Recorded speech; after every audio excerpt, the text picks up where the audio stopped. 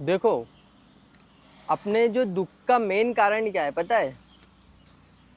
अपने दुख का मेन कारण है कि अपनी जो ज़िंदगी है ना वो सर्वाइवल के इर्द-गिर्द घूमती रहती है।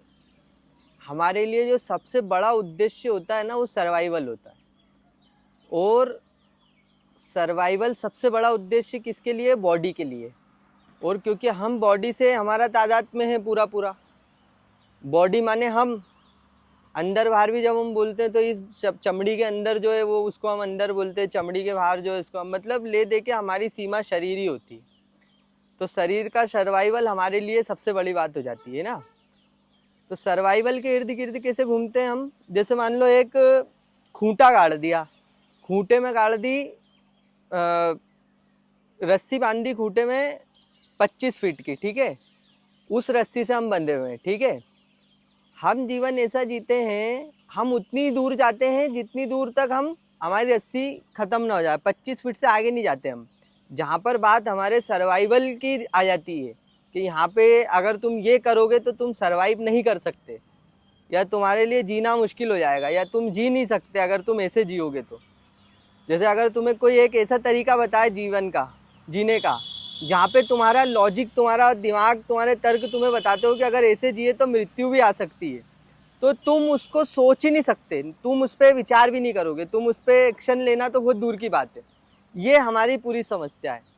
माने जब तक सर्वाइवल हमारे लिए मेन मुद्दा बना रहेगा ना, तब तक जीवन में दुख बने रहेंगे। क्योंकि हमारी जो प्रकृति है, जो हमारा जो स्वभाव है, वास्तविक असली स्वभाव, हमारा वास्तविक स्वभाव, वो है स्वतंत्रता, स्वतंत्र रहना।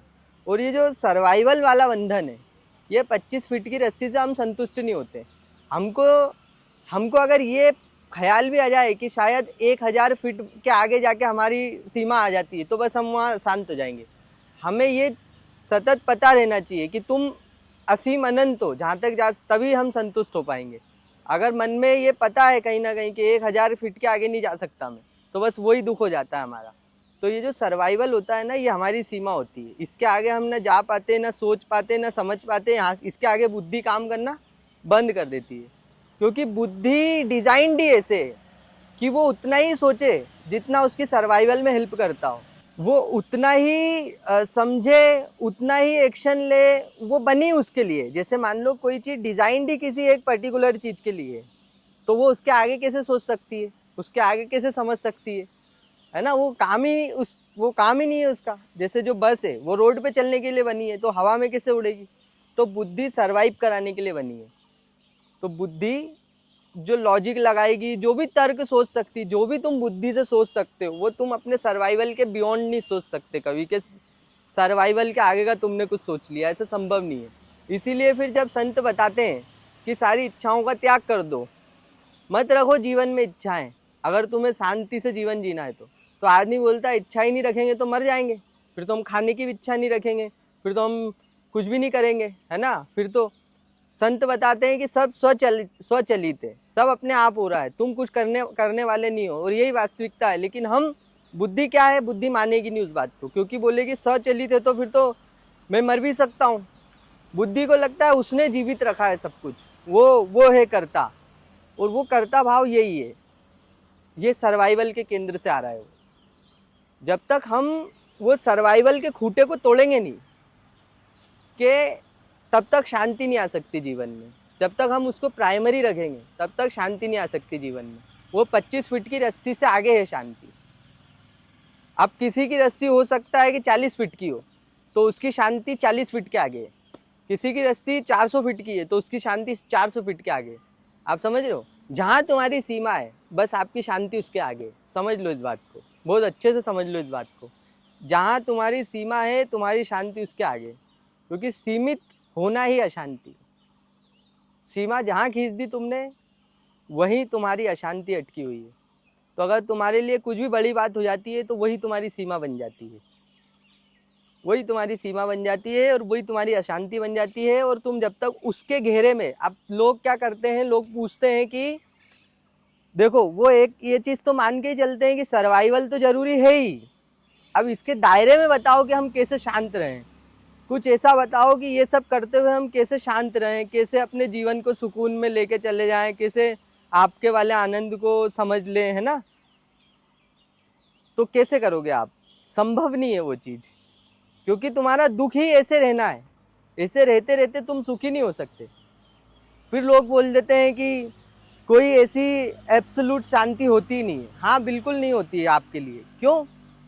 क्योंकि आप एक खूंटे में बंधे हुए हैं और आप उस रस्सी के आगे जाना नहीं चाहते, तो आपके लिए बिल्कुल नहीं होती। वो जो वक्तव्य देते हैं कि एब्सोल्यूट शांति जैसा कुछ होता नहीं है, 100% शांति जैसा कुछ होता नहीं है, 100% सत्य बोल रहे हैं वो, बिल्कुल सत्य बोल रहे हैं जो।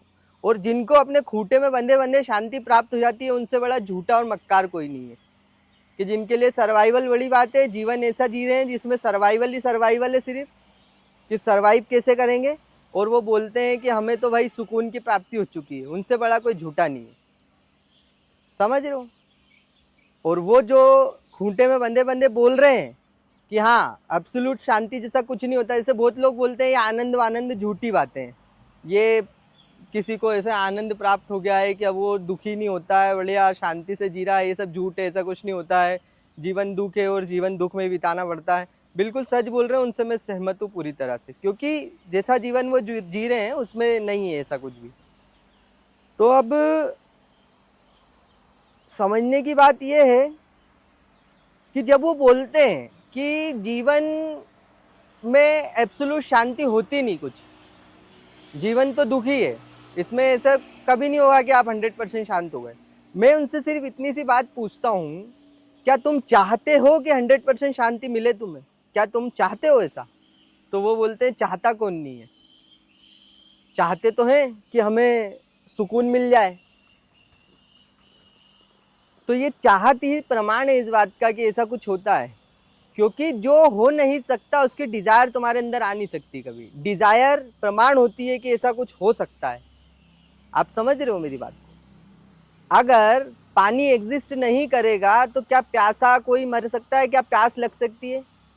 प्यास का होना प्रमाण है कि पानी कहीं है, और पानी की कमी ही प्यास होती है। तो प्यास कभी पानी को डिनाई नहीं कर सकती, प्यास कभी भी पानी को डिनाई नहीं कर सकती, क्योंकि पानी की कमी को ही प्यास कहते हैं, है ना। तो ये वैसी ही बात है जब ये लोग बोलते हैं कि एब्सोल्यूट शांति कुछ नहीं होती, जबकि डीप डिजायर इनकी वही है कि एब्सोल्यूट किसी दिन हम शांत हो जाएं और ये सब भागदौड़ से ये सब से निकल जाएं, और फिर ये कहते हैं कि वैसा तो कुछ होता ही नहीं, एग्जिस्ट ही नहीं करता। ये वैसा ही है कि जब प्यास कहे कि पानी तो होता ही नहीं, पानी ना होता तो तुम भी ना होती, तुम बनी ही उसके लिए हो, वही तुम्हें पूरा करेगा। समझ रहे हो मेरी बात को? तो कुछ ऐसा ऐसा सा है। और जैसे मैंने बताया कि खूंटे से बंधे बंधे जीवन जब तक चलेगा, जब तक तुम उसके आगे रिस्क नहीं लोगे खूंटे के आगे जाने का, क्योंकि वो तुम्हारा एक सुरक्षा का घेरा होता है। जैसे जो 25 फीट की रस्सी है ना, उसके अंदर अंदर तुम एक ऐसे घेरे में हो जो ज्ञात में, जिन सारी चीज़ों को तुम जानते हो, तुम सब समझते हो, भले ही उसमें दुख है, उस घेरे के अंदर दुख है, लेकिन ज्ञात तो है। और हमारा जो दिमाग होता है, हमारी जो बुद्धि होती है, वो अज्ञात से हमेशा डरती है, क्योंकि अज्ञात में कुछ भी हो सकता है। ये इवोल्यूशन के साथ ऐसा हुआ है ना, अज्ञात से अगर डरेगा नहीं तो कहीं पे कोई भी कहीं भी जा सकता है, फिर कुछ भी खतरा आ सकता है। तो बुद्धि भयभीत है अज्ञात से, तो इसीलिए अगर वो रस्सी काट भी दी जाती है, तुम्हारे बंधन काट भी दिए जाएं, पहली बात तो तुम काटने नहीं दोगे, क्योंकि वो तुम ज्ञात का घेरा टूटेगा फिर, और तुम असुरक्षा के सीमा में पार कर जाओगे, असुरक्षा में चले जाओगे, वो तुम जाना नहीं चाहते, क्योंकि उससे तुम्हें भय लगता है ना। तो तुम उसी 25 फीट में घूमते रहते हो जीवन भर, तुम कदम ही नहीं बढ़ाते आगे। जहाँ की जिस जगह का तुम्हें बुद्धि में तुम्हारे ज्ञात नहीं है, जहाँ के तर्क का तुम्हें पता नहीं है, कुछ ऐसी जगह जो बस करके ही पता चल सकती है, जहाँ पे जाके ही पता चल सकता है, उससे तुम सदैव भयभीत रहते हो। वो मृत्यु वही सीमा है, क्योंकि जीवन को तुम जानते हो, लेकिन मृत्यु में क्या है, मृत्यु के आगे क्या है, तो तुम उसको जानते नहीं, बस इतनी सी बात है। इसलिए तुम मृत्यु से इतना डरते हो कि पता नहीं क्या अज्ञात है वहाँ पे, पता नहीं मरने के बाद क्या होगा, तो भयभीत रहते हो। और वही मृत्यु का डर तुम्हारे जीवन की इच्छा सदैव बनाए रखता है। मृत्यु का डर और जीवेच्छा एक ही बात है। और वो जीवेच्छा माने सर्वाइवल की इच्छा, वही वो खूंटा है जिसके आसपास तुम घूम रहे हो, वही खूंटा है वो। तो जब तक तुम इस बात को नहीं समझते कि ये बुद्धि के आगे जब तक नहीं जाओगे, जब तक इसकी सीमाओं को नहीं तोड़ोगे, तब तक कोई शांति नहीं है।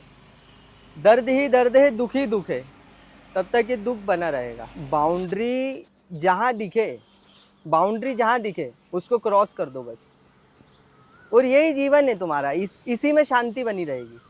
बाउंड्री दिखी और मैंने क्रॉस करी, यही तो जीवन का उद्देश्य होना चाहिए कि बाउंड्री में नहीं जीना है, क्योंकि बाउंड्री में जीना ही तो तुम्हारा दुख है ना, सीमित होकर जीना ही तो तुम्हारा दुख है ना, तुम असीमित हो।